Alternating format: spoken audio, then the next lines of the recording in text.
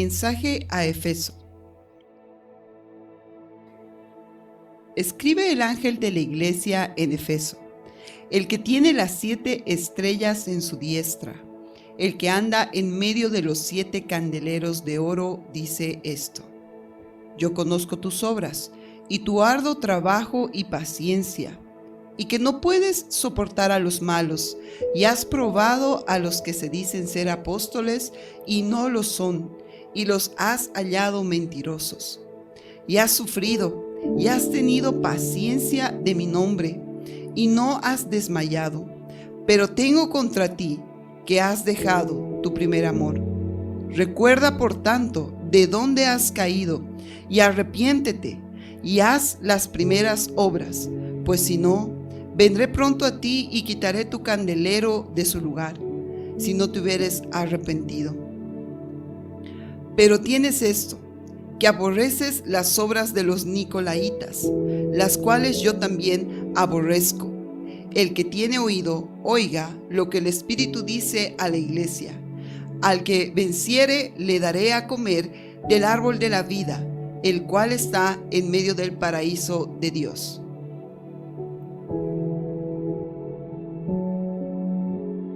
Apocalipsis es un libro con una enorme bendición. El versículo 3 dice: bienaventurado el que lee y los que oyen las palabras de esta profecía.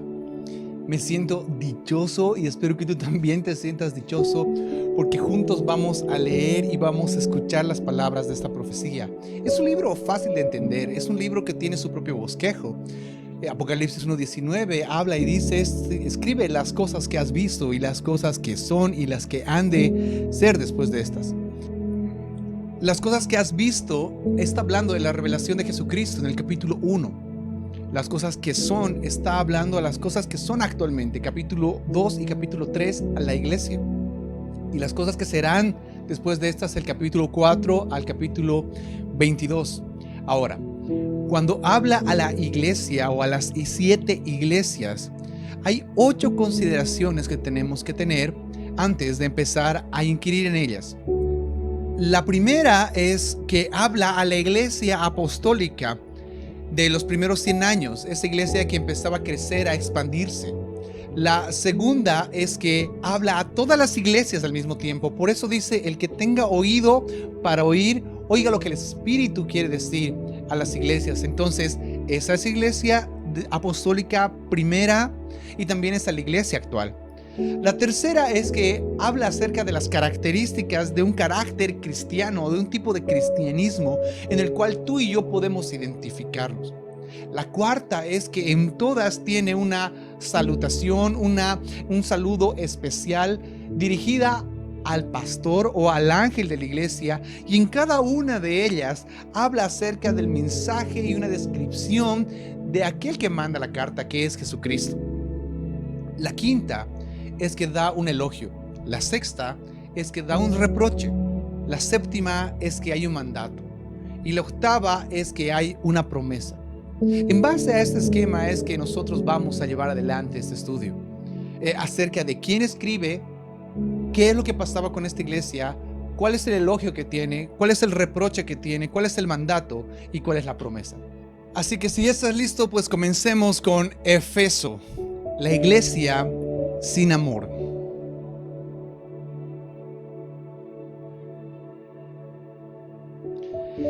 ¿Qué era Efeso y cómo era la iglesia que estaba plantada en esta ciudad?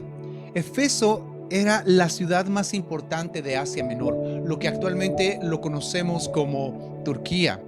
En Éfeso se manejaba mucho el comercio, era un centro comercial tal vez más importante de toda la región, y en esta ciudad estaba plantado un templo, que era el templo de Diana. El templo de Diana es considerado como una de las 7 maravillas del mundo antiguo. Este templo era tan impresionante que funcionaba como un banco. La historia dice que tenían columnas de aproximadamente 18 metros de alto. A Efeso se la conocía como la luz de Asia. Muchos historiadores dicen que Efeso era un lugar con un clima maravilloso. No hacía calor y tampoco hacía frío. Era un lugar que todos les agradaría permanecer. Esta iglesia plantada en esta ciudad es la misma iglesia a la cual Pablo escribe su epístola, la epístola de los Efesios. Pablo, cuando llega a esta región, después de estar en Corinto con Aquila y con Priscila, llegan los tres, y al estar un tiempo en ese lugar, él decide salir de la ciudad y deja en ese lugar a Priscila y también deja a Aquila. Puedes revisar Hechos capítulo 18, del versículo 18 al versículo 25. Aquila y Pablo eran colegas, pues construían juntos tiendas. Y en ese momento aparece un hombre que se llama Apolos, y la Biblia dice que él predicaba en Efeso de una manera muy buena, sumamente elocuente, y en el momento en que Priscila y Aquila lo escuchan predicar, lo llaman aparte para poder explicarle con mayor precisión el evangelio. Entonces, aquí ya tenemos 4 personajes fundamentales dentro de esta iglesia. Pues la iglesia de Efeso se caracteriza por eso, tener maestros de altísimo nivel. Tienen a Priscila, tienen a Aquila. Pablo regresó y se quedó 3 meses preguntando: ¿y en qué fueron bautizados? En el bautismo de Juan, y no conocemos el Espíritu Santo. Y él decide empezar en ese lugar una escuela. Cuando Apolos llega y es instruido de una manera mucho más precisa, se vuelve un predicador impresionante. No sé si recuerdas lo que la Biblia dice en 1 Corintios capítulo 3, versículo 6, cuando Pablo le dice a los corintios: hey, yo sembré y Apolos regó, y el crecimiento lo está dando Dios. Está hablando de este Apolos, que era aquel maestro de la palabra que estaba en Efeso, poderoso en las escrituras, dice la Biblia. Pablo plantó una escuela durante 2 años, en la escuela de Tirano, enseñando durante todo ese tiempo. Y es más, si tú revisas Hechos capítulo 19, versículo 11, la Biblia dice esto: y hacía Dios milagros extraordinarios por mano de Pablo, de manera que aún se llevaban a los enfermos los paños o delantales de su cuerpo, y las enfermedades se iban de ellos, y los espíritus malos salían. ¿Dónde sucedía eso? Pues sucedía en la iglesia de Efeso. Efeso es una iglesia impresionante. Sucedieron muchas cosas en Efeso. Por ejemplo, había 7 hijos de un tal Esceva, que eran exorcistas y que reprendían a los demonios diciendo: sal en el nombre de Jesús, el que predica Pablo. Y los demonios los golpearon, los despedazaron, a tal grado de que los brujos empezaron a tener miedo, los hechiceros de Efeso empezaron a tener miedo, y la Biblia dice que ellos se convirtieron. Es más, el registro está en Hechos capítulo 19, versículo 19. Dice esto: asimismo muchos de los que habían practicado la magia trajeron sus libros y los echaron delante de todos, y hecha la cuenta de su precio, hallaron que eran 50,000 piezas de plata. Una pieza de plata es el salario de un día, y aquí habían 50,000 días o salarios de días o días de salario. Te hago la cuenta fácil, es 137 años de salario fueron quemados en una sola noche. Y es más, el versículo 20 dice esto: así crecía y prevalecía poderosamente la palabra de Dios. Es más, en Efeso ocurrió el gran alboroto de Efeso, registrado en Hechos capítulo 19, el versículo 23, donde había un problema con los del camino, que era la iglesia, por un platero llamado Demetrio, que hacía templecitos pequeños de la diosa Diana, y al ver que estaba creciendo el evangelio, ellos se escandalizaron de lo que estaba sucediendo. Y mira, el versículo 27 dice esto: y no solamente hay peligro de que nuestro negocio venga a descreditarse, sino también que el templo de la gran diosa Diana sea estimado en nada y comience a ser destruida la majestad de aquella a quien venera toda Asia y el mundo entero. La Biblia dice que buscaron a Gayo, a Aristarco, buscaron a Pablo, y Pablo quería salir. Y Pablo quería ir y confrontarlos, pero la Biblia dice que la iglesia dijo: no salgas. Es más, el gobierno mandó mensajeros para decirle: Pablo, por favor no salgas, porque esto es un alboroto. De la nada apareció ahí un tal Alejandro, que quiso hablar, y la gente ni siquiera lo dejó hablar. Revisa Hechos capítulo 19, versículo 33. Y sacaron de entre la multitud a Alejandro, empujándole a los judíos. Entonces Alejandro, pidiendo silencio con la mano, quería hablar en su defensa ante el pueblo, pero cuando le conocieron que era judío, todos a una gran voz gritaron casi por 2 horas: grande es Diana de los Efesios. Pablo se despide de esta iglesia dando uno de los discursos más emotivos, más fuertes, a tal nivel de que la iglesia se lanza a donde está él y llora. Llora porque Pablo dice: no los volveré a ver. Era una iglesia impresionante. Es más, era una iglesia tan instruida en la palabra que Pablo dice en Hechos capítulo 20, versículos 26 y 27, que os protesto por el día de hoy que estoy limpio de la sangre de todos, porque no he rehuido anunciarlos todo el consejo de Dios. Era una iglesia con una instrucción maravillosa, impresionante. Teológicamente era una iglesia correcta. Y pasa el tiempo y Pablo escribe una carta a Efeso, la carta o el epístola de Pablo a los Efesios. Y las últimas palabras de Pablo para esta iglesia son las siguientes. Efesios capítulo 6, versículo 24. La gracia sea con todos los que aman a nuestro Señor Jesucristo con amor inalterable. ¡Wow! Las últimas palabras de aquel que ha trabajado por años en plantar esta iglesia, en forjar gente con la doctrina correcta. Le dice: la gracia sea con todos los que aman al Señor con amor inalterable. La palabra gracia es acá la palabra charis, que es la influencia divina sobre el corazón. Inalterable es la palabra avdasalia, incorruptible, interminable. Traduciríamos este versículo de una manera mucho más exacta: la plenitud sea con aquellos que aman a Jesús con un amor incorruptible, con un amor constante. Ahora entendamos, plenitud no es tener todo lo que uno quiere. Plenitud es la convicción de que nada nos hace falta. Y aquí lo que está diciendo es eso: la convicción de lo que nada nos hace falta sea con aquellos que aman a Jesús con un amor constante, con un amor que no se altera. 30 años después, Jesús escribe a esta misma iglesia, y lo que le dice a esta iglesia es lo siguiente: a esta iglesia que tenía una orden: que tu amor no se altere, que tu amor no se altere. Jesús le dice esto en Apocalipsis capítulo 2, versículo 2: yo conozco tus obras y tu arduo trabajo y paciencia, y que no puedes soportar a los malos. Has probado a los que se dicen ser apóstoles y no lo son, y los has hallado mentirosos. Y has sufrido, y has tenido paciencia, y has trabajado arduamente por amor de mi nombre, y no has desmayado. Pero tengo contra ti que has dejado tu primer amor. ¡Hey, Efeso!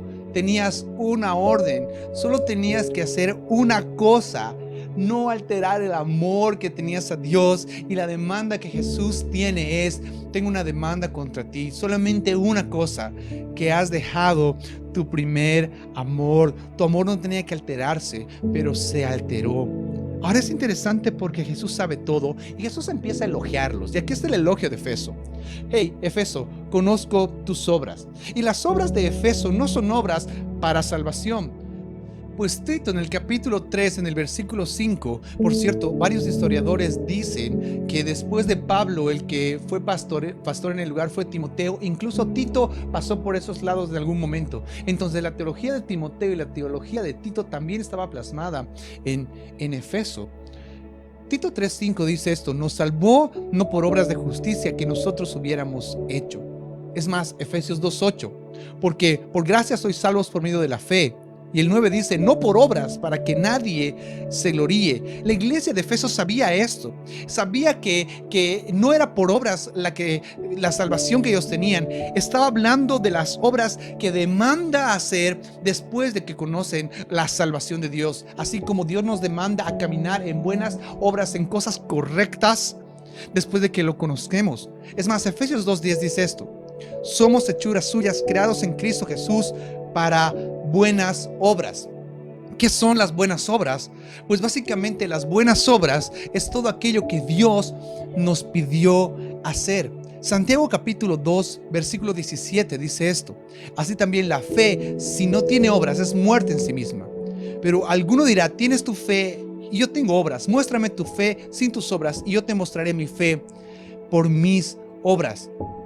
Esta iglesia tenía obras y es más, tenía muy buenas obras. Dios nos ha llamado para su obra. Las buenas obras es lo que Dios nos ha llamado a hacer, no para tener un arduo trabajo, por más de que este arduo trabajo sea bien intencionado. La iglesia con obras es lo que Dios te ha pedido hacer. El arduo trabajo es lo que hiciste por tu propia cuenta. Solamente nos agotamos porque hacemos cosas que Dios no nos ha llamado a hacer. Ahora, la actividad fuera de la voluntad de Dios desgasta. La actividad fuera de lo que Dios nos ha mandado a hacer cansa y se vuelve pesado. Ahora, no estoy diciendo que el arduo trabajo sea malo. Estoy diciendo que el arduo trabajo es algo que hacemos nosotros incluso por amor, pero es algo que Dios no nos mandó que hagamos. El arduo trabajo tiene su recompensa. Miren lo que dice Hebreos capítulo 6, versículo 10. Porque Dios no es injusto para olvidar vuestra obra y el trabajo de amor que habéis mostrado hacia su nombre, habiendo servido a los santos y sirviéndoles aún. Cada cable que uno pone en una iglesia, cada silla que acomoda, cada persona que va y visita, cada minuto invertido en el desarrollo de la obra de Dios está en la memoria del Señor y Él no se olvida, y la Biblia dice que va a tener su recompensa. La actitud que tenía la iglesia, aunque había trabajado muchísimo, era una actitud interesante, puesto que ellos tenían tan buena teología que ellos sabían cómo distinguir al que era correcto y al que no lo era. Mira lo que dice Apocalipsis 2:2. Conozco tus obras, tu arduo trabajo y tu paciencia, y que no puedes soportar a los malos, y has probado a los que se dicen ser apóstoles y no lo son, y los has hallado mentirosos. Me impresiona porque ellos entendían quién era verdadero y quién era falso. Así como dice Hechos en el capítulo 20, cuando Pablo les decía, y ellos entendían esto porque Pablo se los advirtió, Pablo se los dijo en su despedida: por tanto, miren por vosotros y por todo el rebaño del Espíritu Santo os ha puesto por obispos para apacentar la iglesia del Señor, por la cual él ganó por su propia sangre, porque yo sé que después de mi partida, les está diciendo Pablo, entrarán en medio de vosotros lobos rapaces que no perdonarán el rebaño, y de vosotros mismos se levantarán hombres. Pablo les advirtió que vendrían y sabían reconocer al falso, apóstol. Y sí, tiene que haber falsos apóstoles. Ahora hay una tendencia de que todo el mundo quiere ser apóstol, y gloria a Dios por los apóstoles verdaderos, gloria a Dios por los apóstoles reales, pero también se levantan falsos. Honestamente, porque la Biblia lo dice y no corresponde a nosotros estar señalando: este es falso, este es verdadero, este es falso, este es verdadero. El Señor sabe quiénes son. Entonces, Él le dice: es necesario que sepan reconocerlo. Incluso Corinto, en 2 Corintios 11:13, porque estos son falsos apóstoles, obreros fraudulentos, que se disfrazan como apóstoles de Cristo. Y no es maravilla, porque el mismo Satanás se disfraza como ángel de luz. Así que no es extraño si también sus miembros se disfrazan como ministros de justicia, cuyo fin será conforme a sus obras. Mira bien, Corinto, porque los falsos apóstoles van a ser fraudulentos, estos van a ser fraude, y su fin va a ser conforme a sus obras. Claro, porque en Corinto había gente que tenía 2 mujeres, son gente que anda ahí pidiendo plata todo el tiempo. Qué diferente era Corinto a Efeso. Porque en 2 Corintios capítulo 11, versículo 18 dice esto: puesto que muchos se glorían según la carne, también yo me gloriaré, porque de buena gana toleráis a los necios, siendo vosotros cuerdos, Corinto. Pues toleráis, algunos os esclaviza, si alguno os devora, si alguno toma lo vuestro, si alguno se enaltece, si alguno os da bofetadas. Ahí está un falso apóstol, es aquel que esclaviza, que lo que a plan de sujeción es que hay que sujetarse, maltrata a la gente, o que solo existe un clero y solamente nosotros tenemos ese contacto con Dios, todos ustedes están abajo de nosotros. Ese es un falso. Saben que el verdadero apóstol busca la unidad del cuerpo. El verdadero apóstol nunca esclaviza a las personas. El verdadero apóstol no se pone en un pedestal ni en la punta de una pirámide y hace que todos los demás estén debajo de él. El que hace eso es un falso apóstol. La iglesia en Efeso tiene buena doctrina, Pablo pasó 2 años y medio ahí enseñando. Dejó a Timoteo como pastor en esta iglesia. Le dice, iglesia, eres sufrida. Apocalipsis 2:3. Has sufrido y has tenido paciencia y has trabajado arduamente por amor de mi nombre y no has desmayado. ¡Wow! La paradoja del que sirve, ¿no? Porque servimos a Dios, un poco nos cansamos, pero no estamos cansados, estamos plenos porque le estamos sirviendo. Hacemos servicios, trabajamos por su obra, pero seguimos adelante. Y el versículo 4 dice así: pero tengo contra ti, por más de que eres impresionante, iglesia, tengo contra ti que has dejado tu primer amor. Me llama la atención esta palabra dejado, porque no perdió su primer amor. Ojo, simplemente lo dejó. Perder es una cosa, perder es no saber dónde se encuentra eso. Si sabes dónde está, no está perdido, simplemente está dejado. Dejado es exactamente, sabes dónde exactamente lo dejaste. Tengo algo contra ti, Efeso. Tú sabes dónde dejaste tu primer amor. Tú sabes dónde lo pusiste. El primer amor, la palabra primero es protos, que es el primero, el mejor.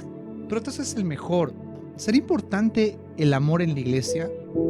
Sí, pero cuidado, iglesia, que por amar tanto a tu prójimo, cuidado, iglesia, que por hacer tantas obras descuides el principal y mejor amor, que es Dios. Cuidado, iglesia, que por amar tanto al prójimo prefieras socapar con etiqueta de amor el pecado de la gente. Cuidado, iglesia, porque lo más importante es el amor a Dios.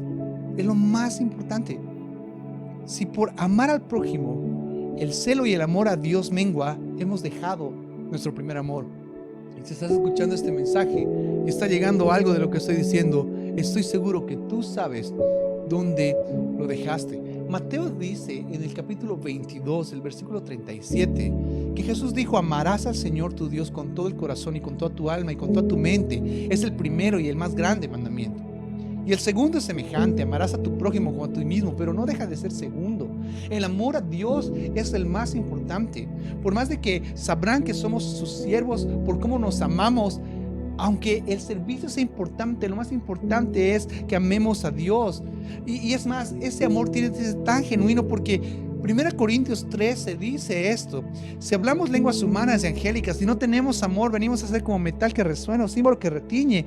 Y si tuviera profecía y entender de todos los misterios, miren, es gente que cree en Dios y todas las ciencias, si tuviera toda la fe de tal manera que traspasara los montes, y no tengo amor, nada soy. Podemos estar haciendo muchas cosas impresionantes en el reino, pero si ese arduo trabajo nos está desviando del amor de Dios, hemos caído.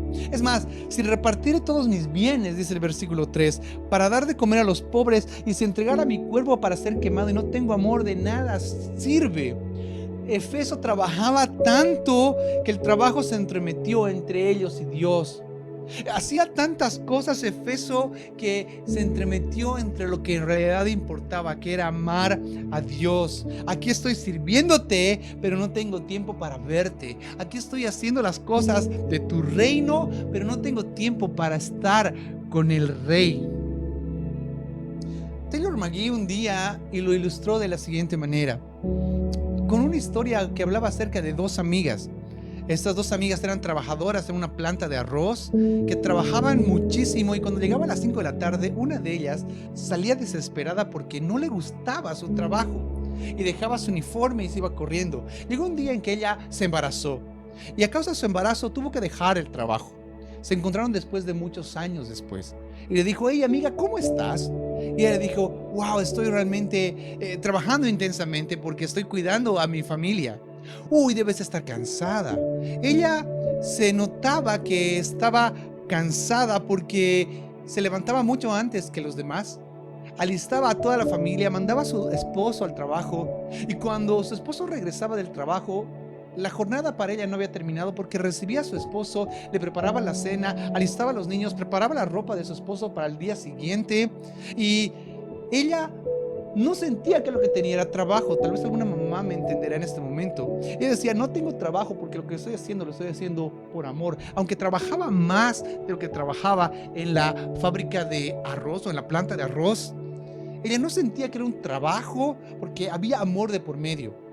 Nunca nos cansaremos de hacer la obra de Dios. Nunca nos cansaremos de experimentar lo que Dios está llevándonos a experimentar, si en realidad el amor a Dios está primero. Hermanos, podemos estar haciendo muchas cosas, pero si no estamos amando a Dios primero, perdónenme, pero no sirve de nada. Estamos trabajando en vano, porque si le quitamos el amor, se perdió absolutamente todo. Hoy te pregunto, ¿eres un cristiano sin amor? Esta iglesia había caído. Hey, ¿has caído? El mandato está en el versículo 5, donde dice lo siguiente: recuerda por tanto de dónde has caído y arrepiéntete y haz las primeras obras, pues si no, vendré pronto a ti y quitaré tu candelero de su lugar si no te hubieras arrepentido. Saben, el arduo trabajo hace perder el primer amor, porque dejamos de hacer las primeras obras. Las primeras obras alimentan el primer amor. Recuerda, me encanta esa palabra. Primero recuerda. Es lo que pasó con el hijo pródigo. Recordó la casa de su padre. Recuerda cuando leías la Biblia y no entendías nada, pero sabías que era vida. Recuerda esos primeros momentos. ¿Recuerdas esa canción que la cantabas muchas veces cuando te convertiste? Para mí hay una canción impresionante. Se llama Jesús amado de mi alma. Y cuando sonaba esa canción, mi corazón se empapaba porque sabía que era amado y aceptado por Jesús. Cuando ibas a las prédicas y tomabas apuntes, cuando llegabas a la casa, a la iglesia y llorabas de rodillas, cuando recuerdas con nostalgia esos tiempos, cuando te parece que esos tiempos eran hermosos, tengo una noticia para ti: has perdido el primer amor. Y eres un cristiano que perdió el primer amor. Pues recuerda las primeras cosas que hacías. Eso es lo que está diciendo Dios. Y segundo, arrepiéntete y vuelve a hacer lo mismo. Si era orar de madrugada, vuelve a orar de madrugada. Vuelve a comerte la Biblia aunque no la entiendas. Vuelve a compartir con otro lo que Dios está hablando. Vuelve a hacerlo. Miren, a veces yo miro atrás y veo un Alejandro loquísimo. Quiero apasionarme por las cosas que hacía antes. Aunque las cosas que hacía antes fueran más simples, Dios nos está llevando a eso. Versículo 6. Pero tienes esto, que aborreces las obras de los Nicolaitas, las cuales yo también aborrezco. Eso está bueno. Porque ¿quiénes eran los Nicolaitas? Irineo, Clemente, Tertuliano dicen la definición de los Nicolaitas de la siguiente manera: que era un grupo que se aprovechaba de un relajamiento doctrinal, que permitían que los cristianos participen de actividades con las demás personas y que no iba a alterar su fe. Eran unos cristianos like. Lo que está diciendo acá es: tienes algo bueno, ¿sabes qué? Aborreces las obras de ese cristianismo like, aborreces las obras de los Nicolaitas, no a los Nicolaitas, porque Dios los ama, pero aborreces cómo actúan este cristianismo like. Eso no te agrada. Versículo 7. El que tiene oído, oiga lo que el Espíritu dice a las iglesias. Y creo que Dios nos está hablando. Amigos, el que venciere le daré de comer el árbol de la vida. ¿Qué es vencer? Vencer es volver a hacer las primeras cosas. Vencer es hacer las primeras obras. Vencer es darnos cuenta que en algún momento el primer amor empezó a caer y necesitamos volverlo a levantar. Le daré de comer del árbol de la vida. ¿Dónde está el árbol de la vida? Dice Apocalipsis 22:2. En medio de la calle de la ciudad y a uno al otro lado del río estaba el árbol de la vida. El árbol de la vida está en la presencia de Dios. Dice: te daré acceso completo a la vida. Te daré acceso total si logras regresar al primer amor. Esta iglesia había caído. Te pregunto, ¿has caído? Esta iglesia había dejado su primer amor. Te pregunto, ¿tal vez lo dejaste? Me encanta lo que está sucediendo. Eso es lo que el Espíritu dijo a Efeso. Mañana vamos a ver a la segunda iglesia. Gracias por unirte, gracias por estar con nosotros y nos ayudas mucho compartiendo este material. Dios te bendiga y nos vemos mañana.